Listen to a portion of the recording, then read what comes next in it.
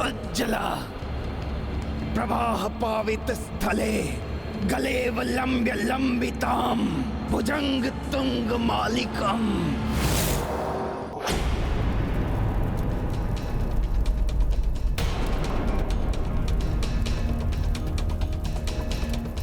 यज्ञ की अग्नि तीव्र होते होते पुनः मंद क्यों पड़ने लगी? अग्नि की आकृति से कुछ आभास तो हो रहा है, किंतु संकेत क्या है स्पष्ट नहीं हो पा रहा है। प्रतीत होता है कि संकट अभी समाप्त नहीं हुआ है। अपितु बहुत बड़ा संकट सेना एवं अश्व पर मंडरा रहा है।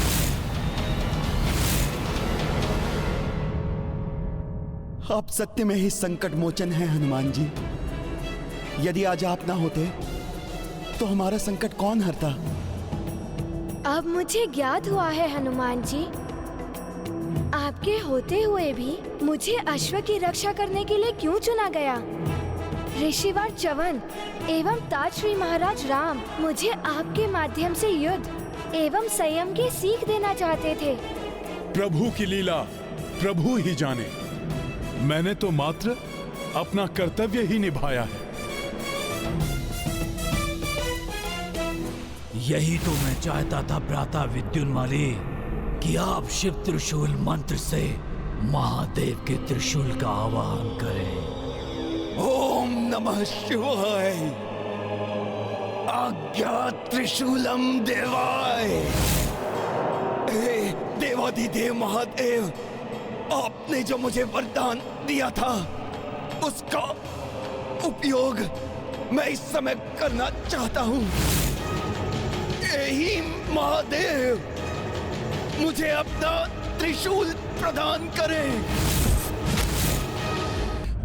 मैं इन ग्रहों को आपस में कदापि नहीं टकराने दूंगा। विद्युन्माली का अवास्तविक अमाकत लोक बहुत ही मायावी है।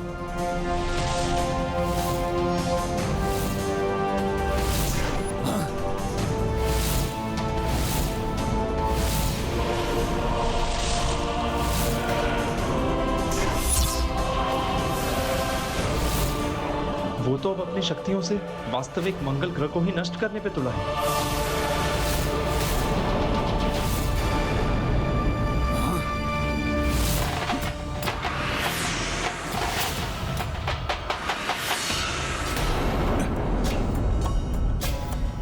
ये वानर ऐसे नहीं मानेगा। कोई युक्ति लगाता हूं। हाँ, मैं ये शनि ग्रह की प्रतिमूर्ति घुमा कर फेंकता हूं। देखता हूं कैसे संभालता है ये इसे। यदि ये मंगल ग्रह आपस में ही टकरा गए तो अनर्थ ही हो जाएगा।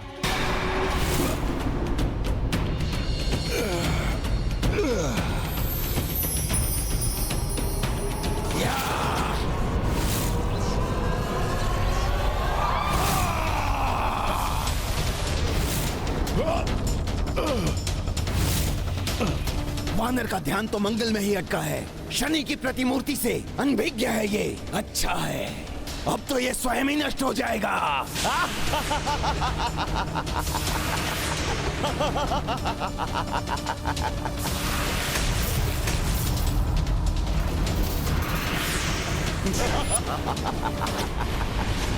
घोर अनर्थ होने वाला है।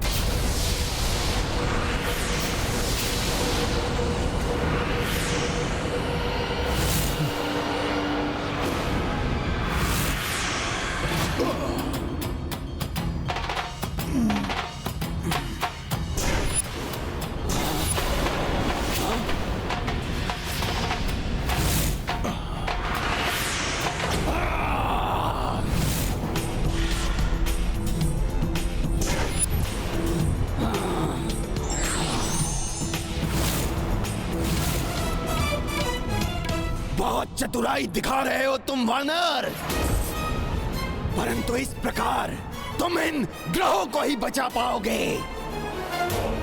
ना तो तुम राम के अश्वमेध यज्ञ को बचा पाओगे और ना ही इन काका भतीजे को, जो कुछ ही समय में मेरे भ्राता उग्रदंश के हाथों मृत्यु को प्राप्त होने वाले हैं। मृत्यु को।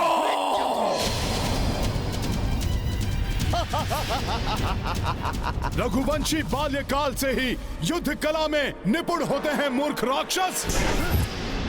अद्वितीय योद्धा है वे। होंगे वो योद्धा, किंतु तुम्हारे रघुवंशी युद्ध के नियमों का पालन करते हैं और हम राक्षस कोई नियम नहीं मानते, कोई नियम नहीं। हमारा केवल एक ही नियम है, एक ही धर्म है, विजय, एकमात्र विजय।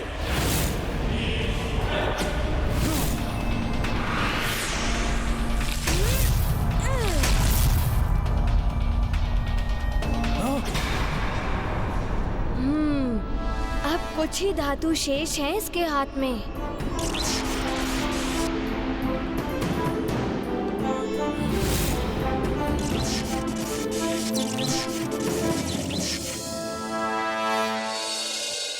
अच्छा, तो ये मेरे धातु के समाप्त होने की प्रतीक्षा में हैं। रघुवंशियों, तुमसे कहीं अधिक चतुर हूं मैं। वार करना बंद कर दिया इसने, अर्थात धातु समाप्त। अब एक ही छलांग लगाकर समाप्त कर दूंगा इस दुष्ट को मैं।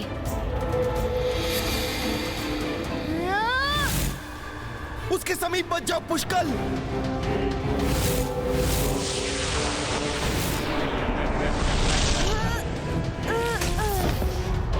पुष्कल,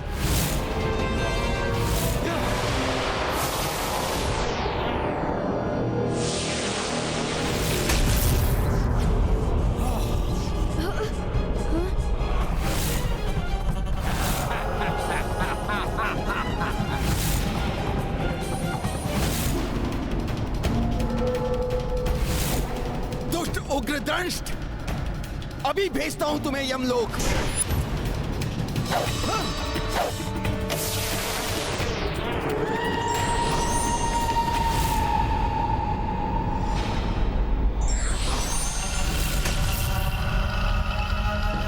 काकाश्री, आपके पीछे है वो।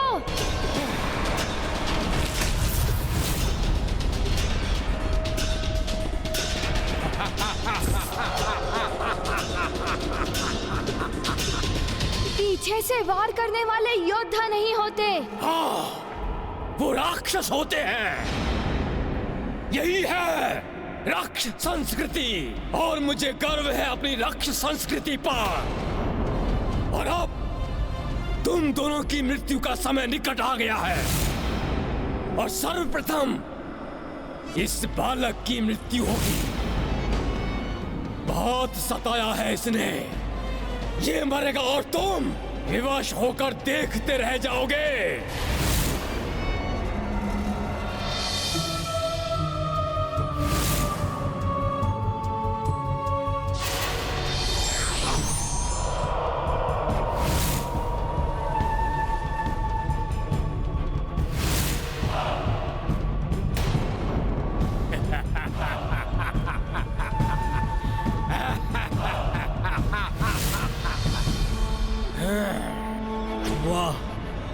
वहां विद्युन्माली हनुमान और अश्व को सदा के लिए अमाकट लोक में लुप्त कर देगा, और यहाँ उग्रदंष्ट इन दोनों को संसार से ही उठा देगा।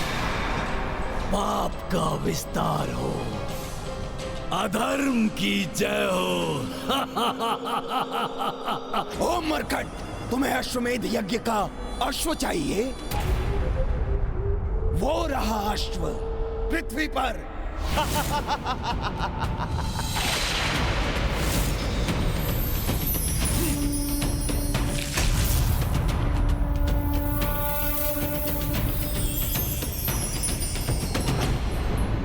अधिक प्रसन्न होने की आवश्यकता नहीं है मरकट, क्योंकि अब मैं इस अमाकट लोक को घुमाऊंगा, और तब इस लोक में जो कुछ भी है वो सब तुम पर गिरना आरंभ हो जाएगा, और इसी के मध्य तुम और तुम्हारा ये अश्व पिसकर लुप्त हो जाओगे। लुप्त।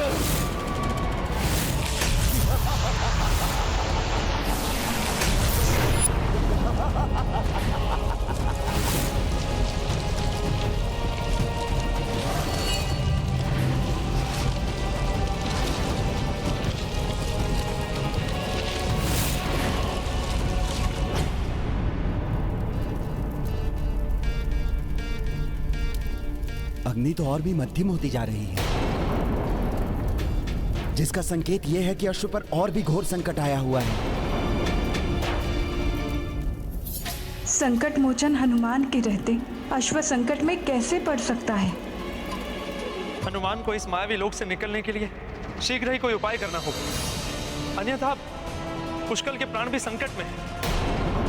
और दूसरी ओर यज्ञ की अग्नि बुझने की स्थिति में आ गई है। यही नहीं, यदि अमाकट लोक में स्थित ग्रहों की प्रतिकृतियां आपस में टकराकर नष्ट हो गई तो ग्रह मंडल भी बिखर जाएगा। हे प्रभु, ये कैसी बाधा उत्पन्न हो गई है रामकाज में। कैसे अश्व को निकालूं यहां से, कैसे इस मायावी लोक से पार पाऊं।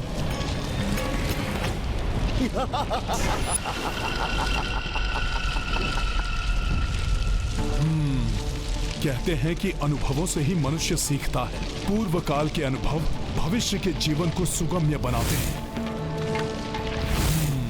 काल चक्र। ये हनुमान क्या सोचने लगे?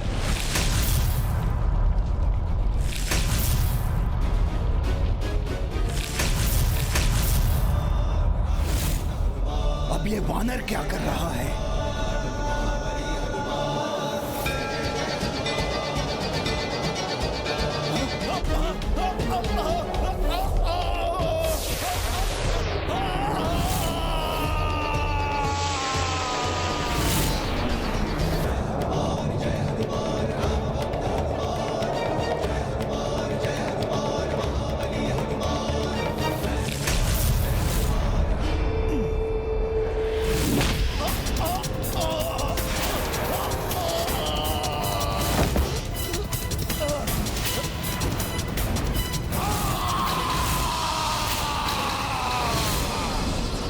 हनुमान, तूने मेरे इस माया लोक को ध्वस्त कर दिया।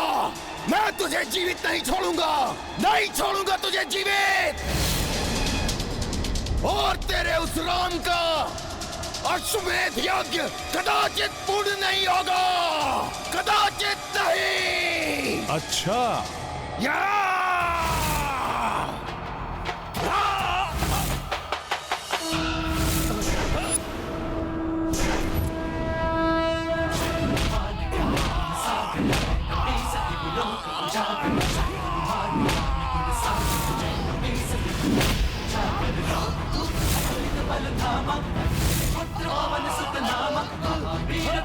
बजरंगी कुमति निवार सुमति के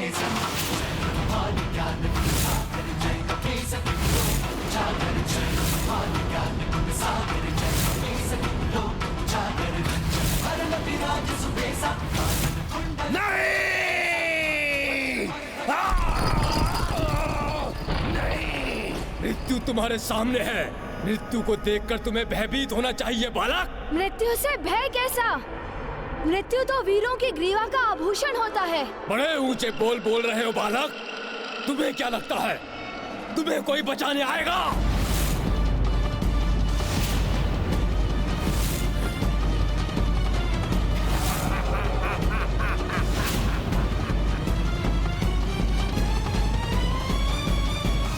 ना तुम्हारी सेना हिल सकती है अपने स्थान से, ना ही तुम्हारे पूज्य काका श्री। सबको चढ़ कर दिया है मैंने। और वो वानर मेरे भ्राता के माया लोक से कभी नहीं निकल पाएगा। और अब मृत्यु होगी तुम्हारी और तुम्हारे काका श्री की।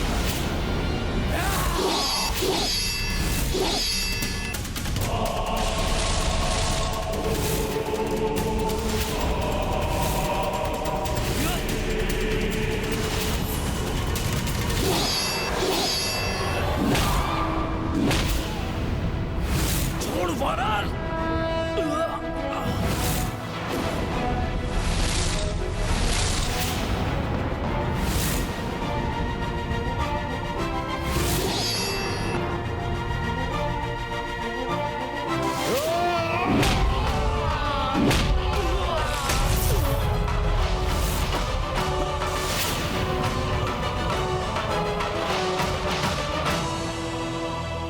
सखा,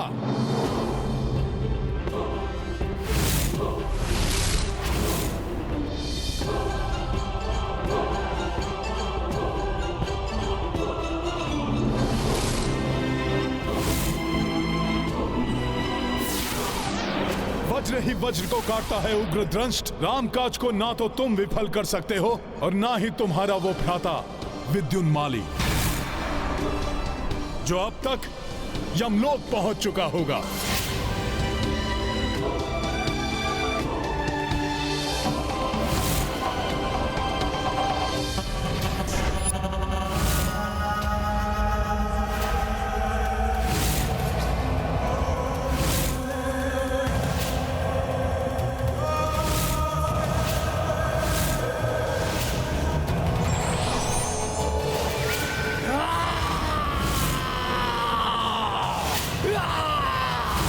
तुम्हें जीवित नहीं छोड़ूंगा मैं वानर।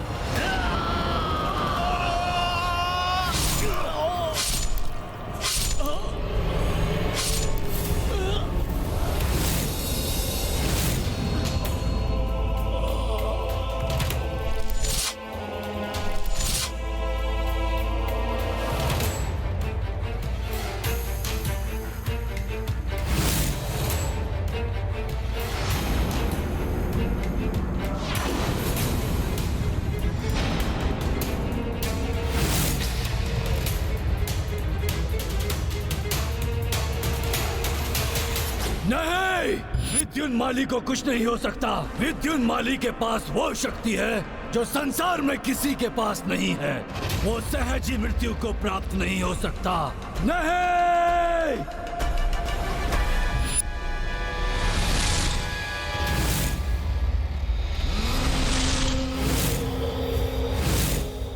विद्युन्माली, आपने अपनी वरदानी शक्तियों का प्रयोग क्यों नहीं किया? क्या आप भूल गए कि आपको कौन सा असाधारण वरदान प्राप्त है? यदि आपने समय रहते अपने वरदान का आवाहन कर लिया होता तो आज भ्राता उग्रदंष्ट जीवित होते। जीवित! उग्रदंष्ट वहां धूल में पड़े हुए हैं और आप यहां चट्टानों के मध्य में दबे हुए हैं। कोई अहित नहीं कर पाए आप उस राम का जिसने संपूर्ण राक्षस जाति का भीषण संहार किया है। अरे अब तो कीजिए आप अपनी महावरदानी शक्ति का आवाहन। जटाटविद शिवाय अज्ञात त्रिशूलम शंभो।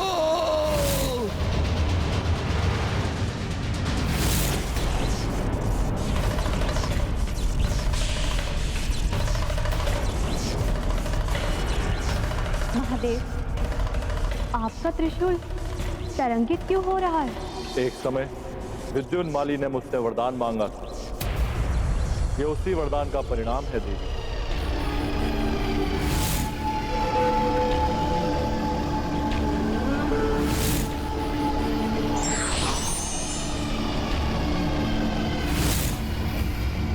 विद्युन्माली,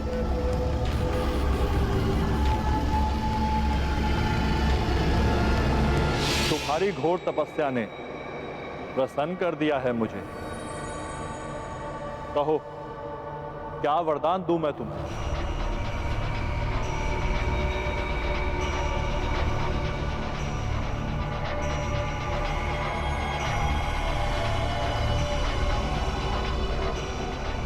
प्रणाम प्रभु, प्रणाम।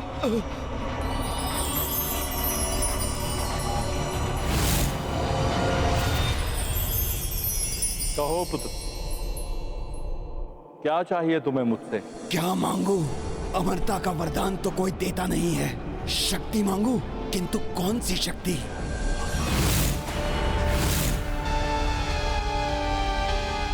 ये त्रिशूल, हाँ, सुना है इसमें तीनों लोकों की शक्ति समाई है।